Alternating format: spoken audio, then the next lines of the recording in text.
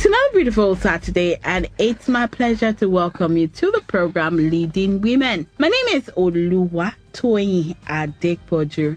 My guest on Leading Women today is a women development advocate, a writer, and a lifestyle blogger. She's a certified global entrepreneur educator and also a personnel psychologist. Welcome to the program, Chisom Mabia. It's not acceptable. All right, let me you try. got the whole part, but this part. Okay. Let me try and pronounce it well. Okay. Chisom. Mabia. Thank you. Welcome to the program. Thank you. All right. Okay. Yes, I did a brief, introduction about who you really are.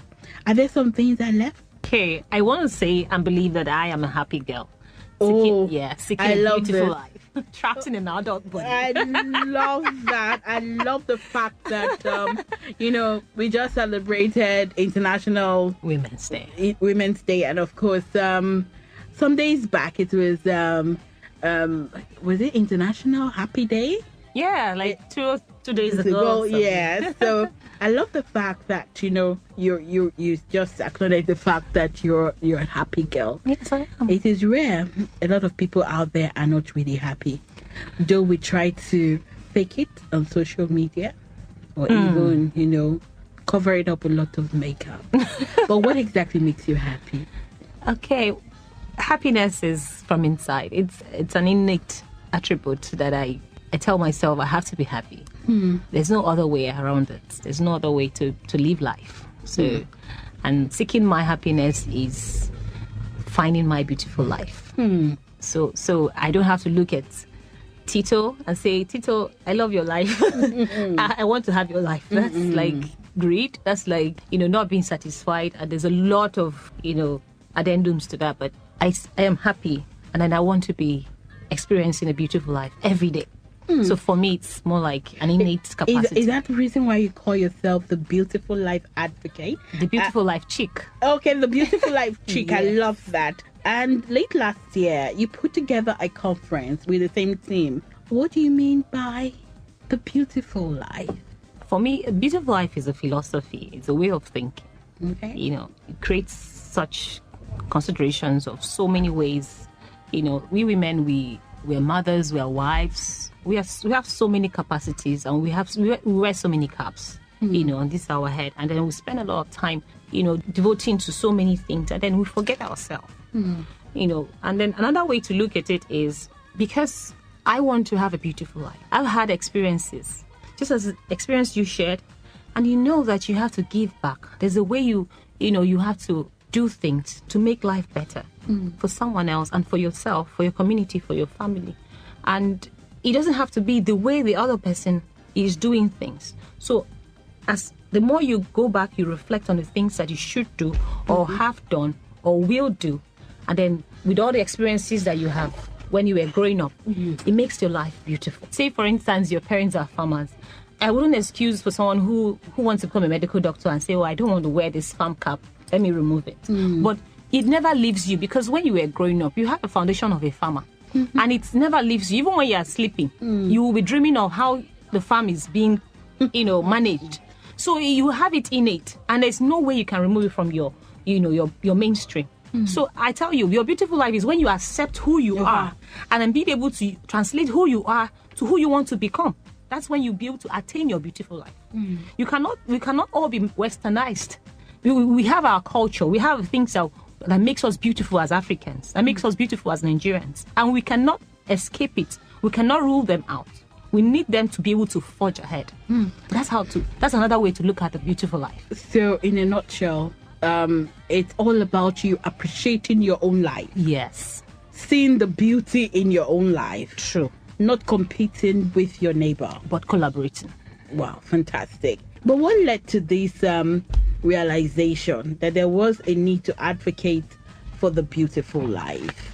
Okay, I want to look at it this way. I have been through some very intense, emotional, life-changing experiences. And Would you love to share? I lost my dad. Wow. I lost my dad 2 years ago. So after I lost my dad, I thought about my life too, and where I'm going from where I am right now. And I said to myself, why don't I escape into my beautiful life? It's taking too long to come. So I could as well begin to create it soon enough, because you never know when you're going to go yourself. So you need to experience it. Try, even with the environment where you are. You may not be in Hawaii, you can be in Caribbean. You cannot really be everywhere, but you can have what you want where you are. Yeah. So I learned a lot from his passing. So I began to share what I had, because before then, I want to say I was selfish with my love. Like, okay, my love was for my father, everything. I tell him, He was your best friend. something like that. So anytime I share everything with him, so I like, okay, now he's gone. Who am I going to share my love with? Not like I didn't love my husband, though. No, please, please. It's more like, that first love, that father. He always called me his Jerusalem. So I knew that, it wasn't going to be easy going through life, without him. So I needed to find another way to share love. Beyond sharing my husband and my children, I knew I needed to find another, safer place, a beautiful place. So I had to begin to do things I never really thought I was going to be doing. Things like talking to women, telling them the things I knew, and I'm also, an advocate for natural skin color, natural hair. So I knew that there's a lot of things that are happening right now that people are not supposed to be doing. Your whiteliciousness, changing your skin color. For what? Bleaching your skin. And then I first of all, I try to make sure that, okay, whatever I'm using for my own skin, I could attest for what it is, the content of, the cream and all of that. So whenever I go shopping, I check all of those ingredients. So I started talking to people. Even then I extended to business. When I see someone doing a business in a particular way, I ask you, oh, how come you don't have a shop? Or how come you're doing like this? Why don't you try this? Why don't you try that? And then before I knew what was happening, a few months down the line, a year or two, they'll say, oh, you told me to do this. I'm doing it and it's amazing and it's working. And I'm like, oh, fantastic. Good for you. And that's where the Beautiful Life Conference came in, and I decided to do it. And so far, so good. And I'm hoping to turn it into a book because, yes, it has a lot. I can't wait to have a book. All right. Now, tell us about your non-profit for women. You just mentioned that you like talking to women and all. Tell us about this, your non-profit for women and youth. Why did you decide entrepreneurial education? And you think that entrepreneurship education would actually be the perfect solution for SDG goals 4 and 5? It's a catalyst for new breed of women businesses, and basically it's set to help women set up, scale, and sustain their businesses. So however way we can be able to help you from our own end, so that you can be able to say, okay, I'm running my business, I need social support, I need help with this, I need help with that. So, I'm going into some issues, I need to get, taxation right, I need to get my finances in order, I need someone, an auditor to come in. We try to educate women. No, I'm not a professional in all of these things, but of course, that's where education comes in. So you get a professional to come in, look into that particular issue so that the business doesn't crumble. And then there's a continuity. Because as a matter of fact, we have 9.3% of Nigerian population as women, yet less than 5% are making a sources of the GDP. So why would we have a whopping 49 point over 50%, almost 50%, and less than 5% are making the GDP to grow? That means we have an economic disaster ahead of us. So, and what's causing that? That's one of the things that I know majorly: middlemen, where the farmers, the women and farms, and then they don't have access to, the direct market. The middlemen have to take these things from them, pay them stipends. And when they pay them stipend, they can't take care of themselves. They can't access healthcare. They can't take care of their children. Children can't go to school, and a lot of things. And they can't manage the farm well. So we want to see how we can be able to, with help of other women, collaborating with them. Okay. Women professionals who are, either they could help with either helping the women, educating them, which I could do myself. If it is finances they need, we could help with support. We could get them to access loan. And then, of course, if they need to write a business plan. There are so many things addendums that comes with entrepreneur education. Now, you've been doing this for 2 years? For 2 years. Oh, wow. But before then, you were actually... So we started with the Seed of Enterprise. Okay. Seed of Enterprise was 2017. Okay. We had this summit where we got people to, professionals talk about how you could use a seed in your hands to grow, an enterprise. Then from then we had a mentors lounge. By this time last year, that mentors lounge was basically bringing women professionals and together. And then getting some mentees to assess them and talk about the challenges they have. Now, the mentees we focused on were young female SMEs or startups or would-be startups, so that they could access free mentoring and then see where they need to put their feet down. Because the basic thing about entrepreneurship is purpose-driven for solution. So after then, we had, website training, and then we had, of course, the amazing Beautiful Life Conference. So, and then we hope to achieve a lot more with collaboration from other professional women. Oh, fantastic. Now, let me ask you this question. You worked as a customer relation personnel for 6 years. Now, did you always know that you were actually going to start a non-profit? You were going to be on your own? No, non-profit has always been a calling, but I never bulged. When I was serving in Abakaliki, after service, we were like, okay, what are we going to do now? People were just coming up with ideas. Someone was like, oh, why don't you set up an NGO? I said, NGO for what? I want to do business. I don't have business with NGO. She even gave me like a compendium of how to set up blah, blah, blah. Anyways, I took it out of curiosity and out of courtesy. And I just dumped it in my library archives.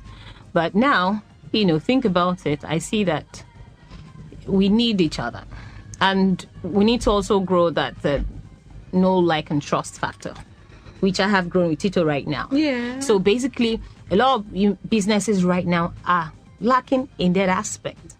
Where you start a business, the next thing, I tell you the same thing with the cream business I mentioned. You put in cancerous ingredients in your cream, and then you sell to me at exorbitant price. And you tell me, oh, the skin, we're delicious in a few days, 7 days, and then not telling me the other part of it, that maybe in 5 years' time I can go down with a cancer, skin cancer. But you're telling me the immediate solution to... Is that not what people want? Do you think people would actually, take for instance, for me, when I purchase a drug, I look at the expiry date and I go through allergies and side effects to know if this particular drug is suitable for me. But do we have people, who would also do what I normally do? No. People want instant solutions. People want to see results immediately. So take, for instance, somebody who is not actually comfortable in his color or our color, but want to be like, that superstar that is all, glowing and a very light-skinned person. And then she meets somebody who is ready to sell to her the cream. And then this person convinced her that, look, in 7 days, you'll be as light as snow. Without, talking about... the side effect. The side effect. So you think people want to get it? Where is the beautiful life effect? That's why you're here. Yeah, I'm asking, where is the beautiful life effect? That is why you're here. I don't want you to go with your cream and come back to me, or I hear about your demise. God forbid, not you, Tito. Okay. I want you to have a beautiful life. And I want to tell you how you can attain that beautiful life by having a healthy lifestyle, by building, the beautiful career that you always wanted, purpose-driven lifestyle. Yes. And all of that. Balance of your family. And that's also very key now. We want to be able to advocate for the beautiful life and, work-life balance, work-family balance. So we are pushing for more women to, engage in positive social engagements, such as the Women History Month dinner we are having. Okay. There you're going to meet well-meaning women with amazing journey, They will tell about their story to womanhood. You will learn about how you can also attain this beautiful life. It's not about going to a Wambe and then competing makeup and Ashwebi and all that. It's about engaging in meaningful play. That's what I call it, because you're going to dine, network, and talk to other women and learn from them for a very token price. So I'm hoping I'm seeing all of you there. Tito, especially. We'll talk about this dinner. You are coming, right? We'll talk about this I am dinner. sure you're coming already. We'll talk about this dinner. You bought your ticket, ba? We'll talk about this dinner shortly. In case you're just tuning in, it's Leading Women on Splash 105.5 FM. And I have Madam, let me put it that way, Madam Mabia. Let me leave that Chisom part. Madam Mabia. Stylishly going out. Well done. The advocate chick with me in the studio, and we've actually been taking a look at, why it is necessary to appreciate who you are, and of course, love your beautiful life. We'll take a break, and when we come back, we will still have more gist with Chisom. Stay tuned.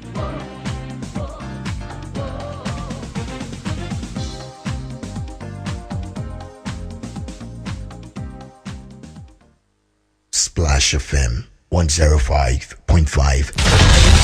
The moment is finally here to hit the 42-kilometer track at the 11th edition of the Power Oil Splash FM Ibadan City Marathon Race 2019. Coming up on the 14th of April 2019 with a whopping 3 million naira cash prize to be won. Other races include short race, artisans race, run for a course, and more. Forms are available for free on www.ibadoncitymarathon.com or at the Federal Ministry of Youth and Sports, Southwest Zone, Obafemi Awolowo Stadium, Liberty Road, Ibadan. The Power Oil Splash FM Ibadan City Marathon Race 2019. Supported by Kerom Lee Gym and Fitness Center, Paris Bakery, Moonrow Glucose D, Elo Waters, Solar Motels, and Lifestyle Restaurant and Lounge. It's time to make your own count.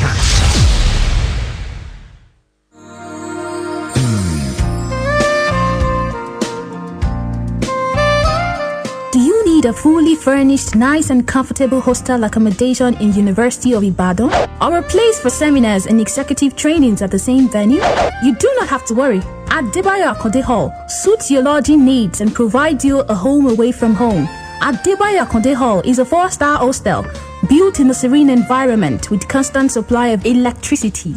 It has fully furnished rooms that gives you great comfort at an affordable price. Adebayo Akonde Hall is located at Ajibode Extension, University of Ibadan. To make reservations, visit www.adebayohall.com or call the numbers 0805 699 8718, 0805 699 8719, 0805 699 8720. Adebayo Akonde Hall. Built for comfort. Built for you.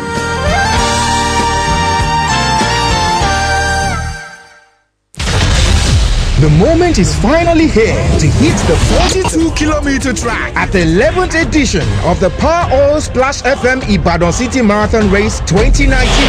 Coming up on the 14th of April 2019 with a whopping 3 million naira cash prize to be won.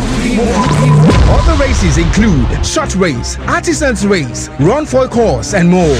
Forms are available for free on www.ibadoncitymarathon.com or at the Federal Ministry of Youth and Sports, Southwest Zone, Obafemi Awolowo Stadium, Liberty Road, Ibadan. The Power Oil Splash FM Ibadan City Marathon Race 2019. Supported by Kerom Lee Gym and Fitness Center, Paris Bakery, Moonrow Glucose D, Elo Waters, Solar Motels, and Lifestyle Restaurant and Lounge. It's time to make your own count. Splash FM 105.5.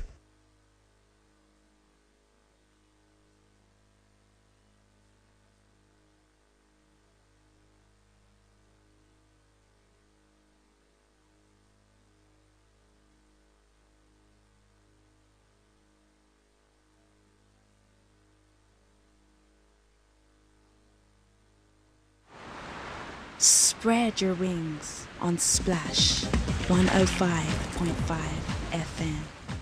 It's Leading Women right here on Splash 105.5 FM, and I still have the beautiful live chick with me in the studio.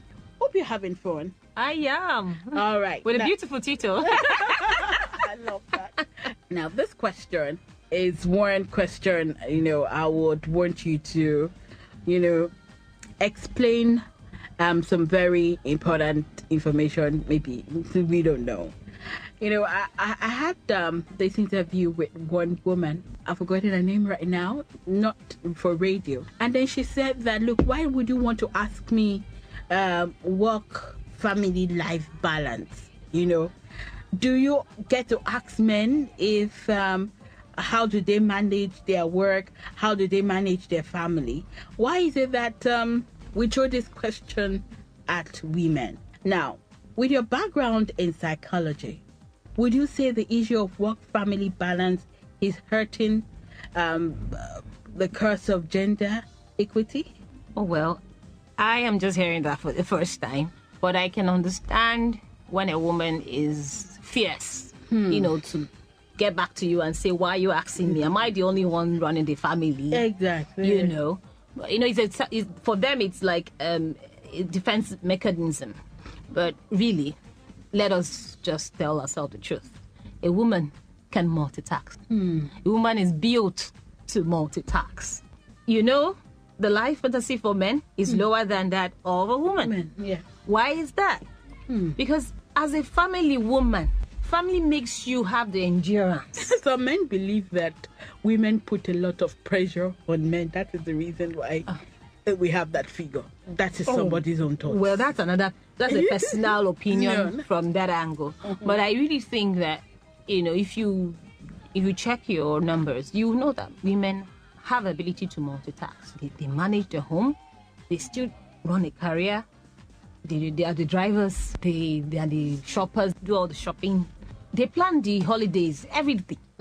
If a man stays at home with the children for one day, some of them, they will tell you that they can understand what you're going through. So let us accept our responsibility. I have a lot of people that say, oh, okay, family is a hindrance. But if you tell yourself the truth, you will see that it's a preparatory ground. It is a place where you can test and test run, take two as many times before you get out into the wild, wild west, and then do Jackie Chan's styles. So basically, a woman must build a high level of balance to accommodate all of that faces her on a daily basis. Do you think mentors are doing enough? Mentors, because... What actually makes you a mentor? If you've succeeded, if there's some level of success that's been recorded in your career, in your running of your home, my marriage is 10 years. And someone can say, okay, and because your marriage is 10 years, you should be a marriage counselor. And I tell you, for me, I could tell you one or two things that you could go back, but that doesn't make me a marriage counselor. Because there are so many, every marriage has its own. So that's for marriage.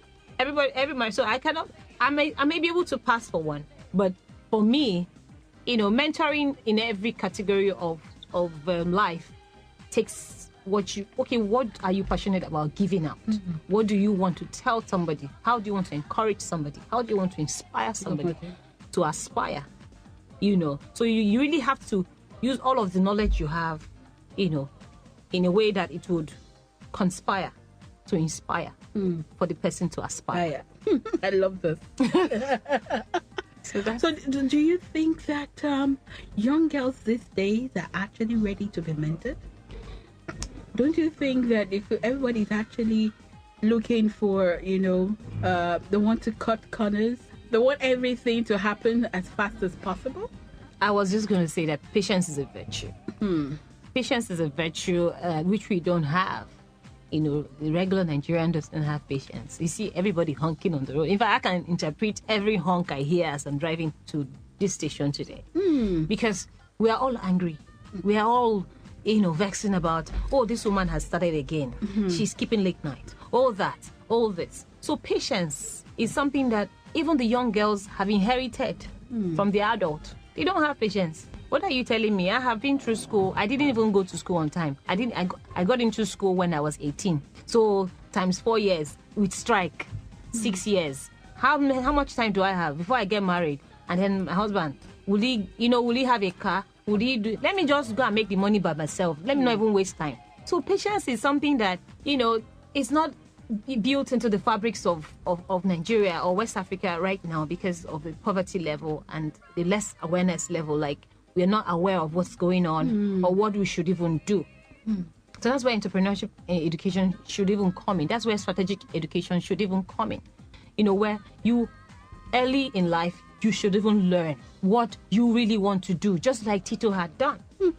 So Tito started early, and she was able to quickly, weave herself into the fabrics of her career. And that's why you need to mentor other people. So you don't tell me that you don't know what you just have to find a way of mentoring them because they need your help. They need you to save them from all of that sugar daddy. Even if they don't think they need mentoring, you put it to them that they need the mentoring. So I believe that for young girls to be able to understand the essence of mentoring, I think it is in our own life, the much older generation showing them the pattern, where and how and what. They will now see, oh, okay, I'm getting it wrong here. I should do this. I think I should get mentoring. And then with all of the advocacy that we are doing, you are doing, and then with all of that, they will see that, okay, young Tito is going to Baggy Market tomorrow, and she's going to do this sensitization for how old is Tito? Okay, if I'm in the next 10 years, can I be able to do what Tito is doing for these mothers? So it is the life that we live that would be able to, it's not when you drive a big Jeep and you splash water on her on the road, and then you don't even care, and then you're a medical doctor or a professional, and then the next thing, they don't even hear any good thing about you. Nobody hears what you've done. That doesn't speak, volume about your character. So there's a lot of work that the older generation needs to do to ensure that, they lay the right pedestal for the younger ones to see, okay, I think I need to hear her. I need to let her teach me something. And then you should also be approachable. You should have them around you. Even when sometimes I go to the salon, then I see these young ladies. I begin to talk to them. I talk a lot. Because I'm a marketer, I will keep talking. I tell them, you see, I tell them, when I was in Port Harcourt and I was in my master's, when I was in my postgraduate, you see all those men, beware of them. I'll be saying it.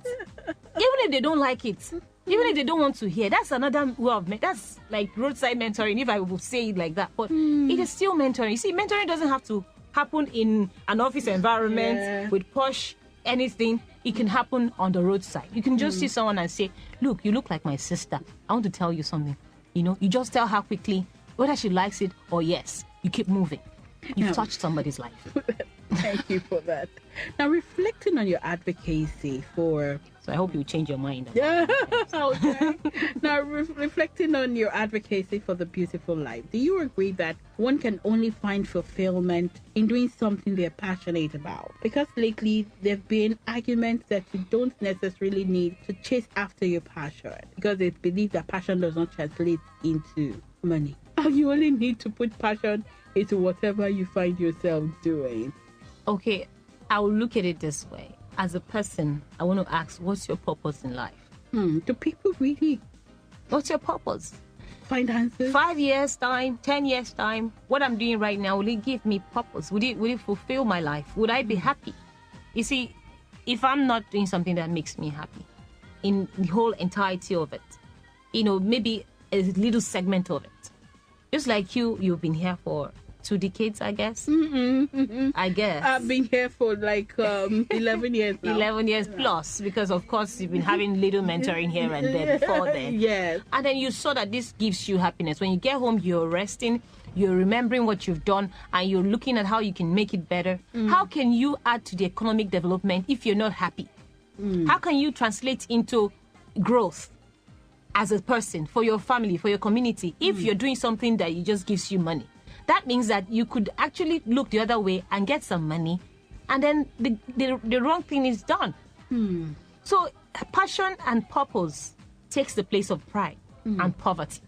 So it's very important that you look at your 5-year plan, 10-year plan, 15 years plan, what it is that will give you when you retire, what will give you joy?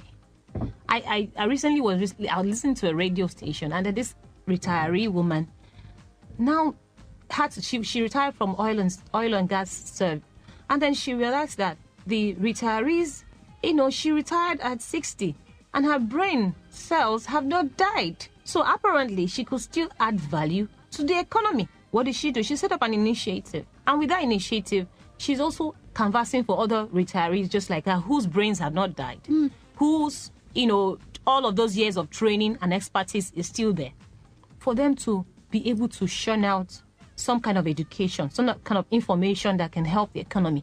So all they do is they go around, try to canvass for people to come and listen to them, to get counseling, consultation, a lot of things. So that way, as long as your brain cells are still very active, sickness is far away from you. All kinds of things that can make you to deteriorate are far away from you. So there's a lot of solution that can be brought into the system, into the economy, and then that can bring growth and development. And if you are doing something that you obviously do not like, or you're just doing it because of the money, I'm sorry. For survival. Survival is a philosophy. When you're pursuing survival, you can die. But if you're pursuing purpose, you can live for a very long time. So if you're saying, I want to do this because of money, there's a lot that can go wrong while you're chasing that money. But if you're doing something because of the solution that you're bringing, you can save a lot of life, and you can save your own life. Well, I think I've had fun. I've learned from you. I must confess. Thank you so much. Well, I'm not telling you. With that, you can be able to network with other women. You can learn from them. And if you want to reach us, the number you could call me 080-320-8692 to get your ticket. I'd like you to take that number once again. 080-320-8692. Okay. You can reach us and get your ticket because they are fast flying out of the shelves. Thank you very much. Time out with a leading woman out there. For comment, observation, you can actually send a message, a text message, or a WhatsApp message to 0805-733-5451. That's 0805-733-5451. A big thank you to the production crew, which consists of Victor Daudu and Zainab Sani. My name is Toyin Adepoju. Have yourself a lovely Saturday. Bye.